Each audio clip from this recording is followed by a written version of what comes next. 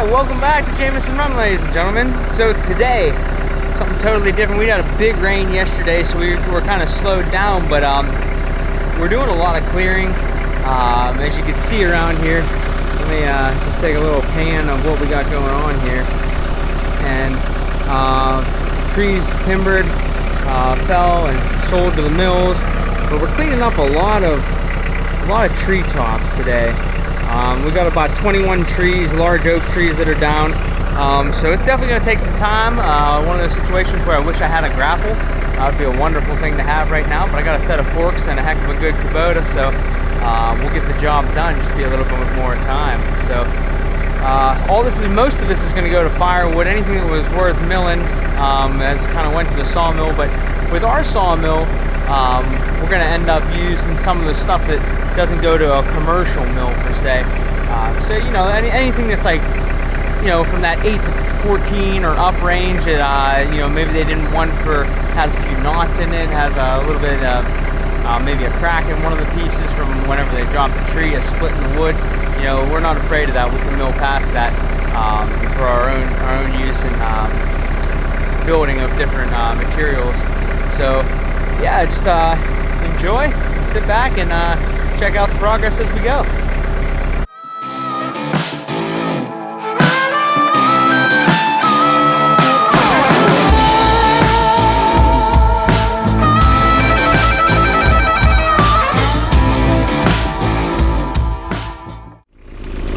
Alright, so whenever I'm talking about prepping your log before you put them on the log rack, I'm talking about pieces that stick off like this. I'm talking about bigger pieces of kind of knotty stuff that your splitter, you know, is going to have trouble with. So here we go.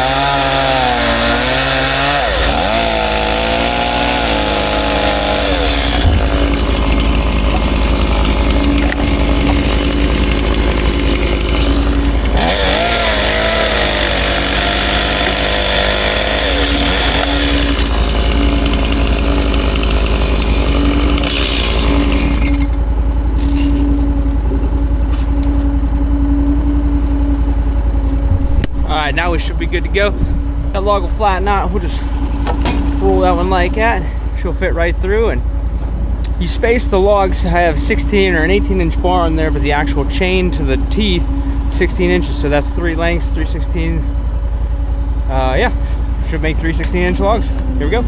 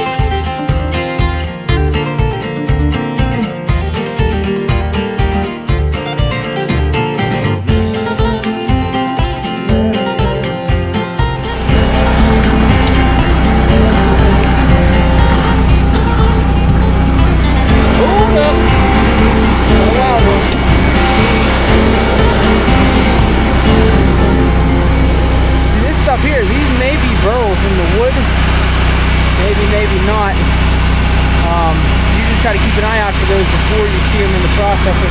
Sometimes those are worth a little bit more to woodworkers and destroy any beautiful wood just firewood.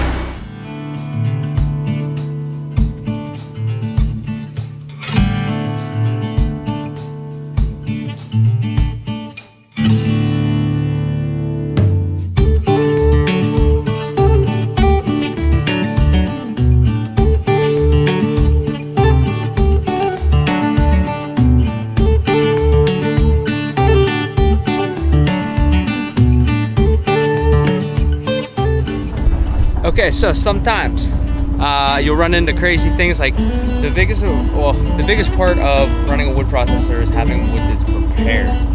It's got to be ready to go for the processor. And what I mean by that is the straighter the better, less limbs, less knots, and none of these wild bows. It just won't fit through. We might have got away with it if the far straighter end was fed in first, and then it would have fed in and got the curve right to about here. And at that point in time, we might have had enough wiggle room that we could have got it through this opening. But seeing as it's flipped over opposite, we're gonna have to cut this for sure. All right, guys, this time I'm coming in to you from inside the processor here.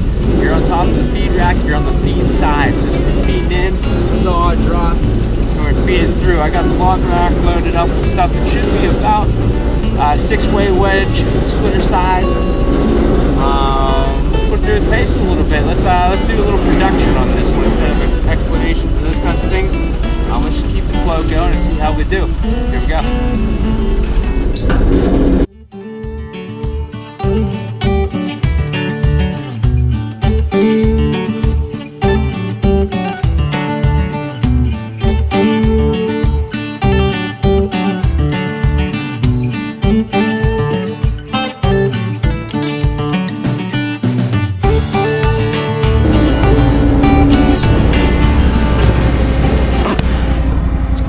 So that was one log rack on the Yappa 420 log rack. That was one load of it. You can see we got about a half a dump truck load here. Split about a half, maybe, I don't know, maybe a little under. I would say a little under half. But it is also falling out around the sides and around the back. So we're close to a half there. But that took us, I don't know, probably about 20 minutes to do. So Generally speaking, a full cord's about an hour on this machine for me. And that's even with some mess ups and you know, just trying things that aren't perfectly clean and making sure that everything is running properly. But yeah, it takes about an hour per cord, roughly. And if you got straight pulls, if you got like poplar pulls, straight ones, you can do a cord in 35 minutes. It is very, very efficient. So I'm gonna go around, clean these up here, and then we'll get it loaded up again and do it again.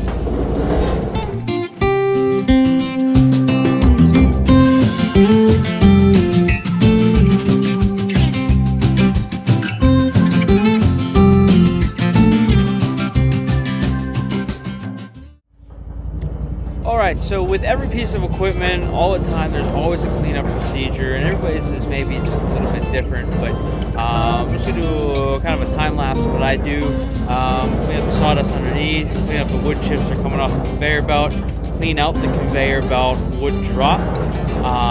Then on the back side, you got to get some, get all the sawdust shavings, those kinds of things as well, and kind of just dust off the top of the machine and get it set for the next time. Here we go.